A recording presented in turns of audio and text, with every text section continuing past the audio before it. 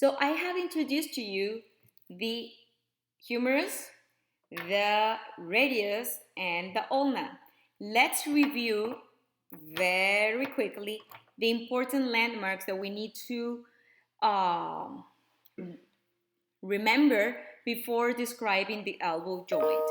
So on this side, on your right side, that's the anterior aspect of the inferior epiphysis of the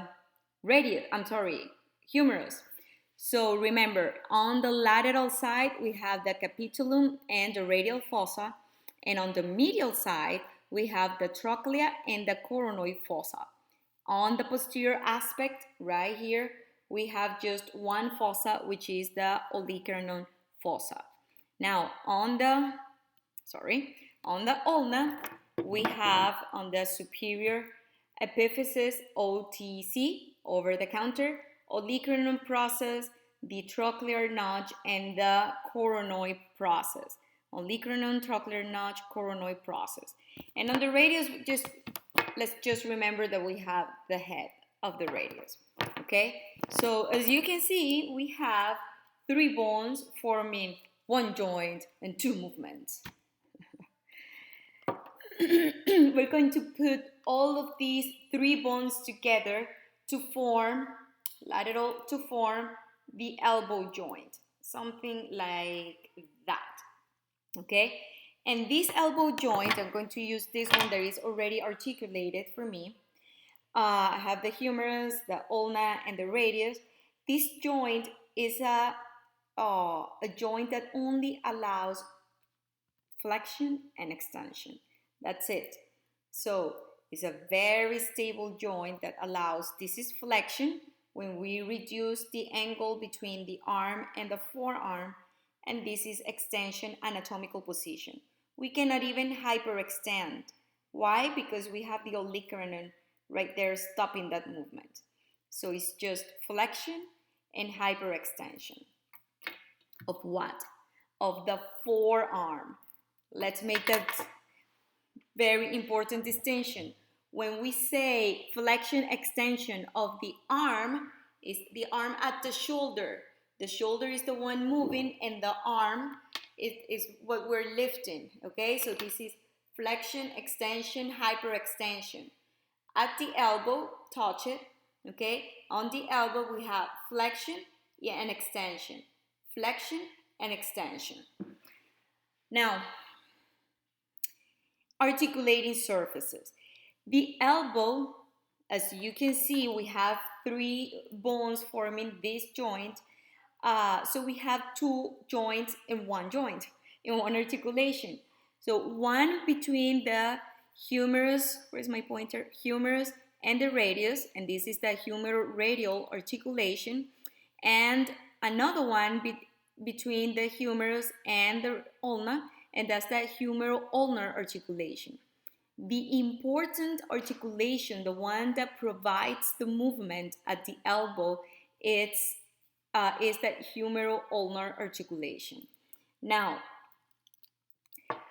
let's describe the articulating surfaces in the two different movements that are allowed. I think this is easier so we can understand a little bit of the mechanics behind this. So during extension, this anatomical position, during the extension at the humeroradial articulation, we have the capitulum of the humerus articulated with the head of the radius. Easy. And at the humerulnar joint, we have the trochlea, that of the humerus, articulated with the trochlear notch of the ulna. Okay, so it's like this. The capitulum, it articulates with the head of the radius. Now I'm going to grab the ulna. The trochlea of the humerus articulates with the trochlear notch of the ulna. That's anteriorly. In the posterior view, we also have, look, this is still too much. Still during extension, trochlear of the humerus, trochlear notch of the ulna, and posteriorly, look at this. The olecranon process of the ulna, the olecranon, fits right into the olecranon fossa of the humerus, and it locks this into place when we are in extension. This is what prevents hyperextension. See that I cannot move it past, unless I break it, I cannot move it past this plane. Okay, so those are the movements of flexion and extension. There's no hyperextension at the elbow. Now, during flexion, what happens? When we flex the forearm at the elbow, what happens? Well, at the beginning, what we have is just the trochlear notch is around the trochlea of the humerus, right? Ooh, sorry. Both joints, so we have the trochlear of the humerus around the trochlear notch.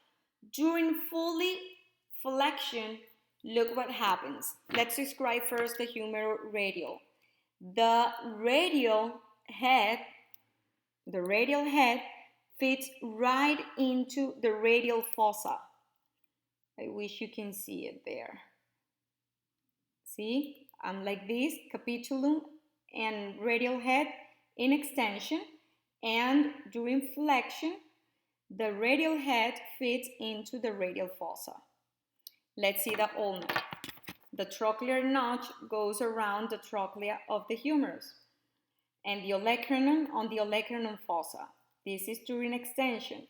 During flexion, what happens is that the coronoid process of the ulna fits into the coronoid process of the humerus. There, we can see it there. Okay, and well, that concludes, I guess, the explanation of the elbow joint. So 2 articulations, humeroradial, humeroulnar. The important one in here is humeroulnar.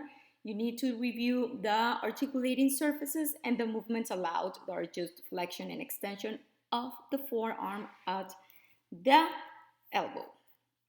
See you later.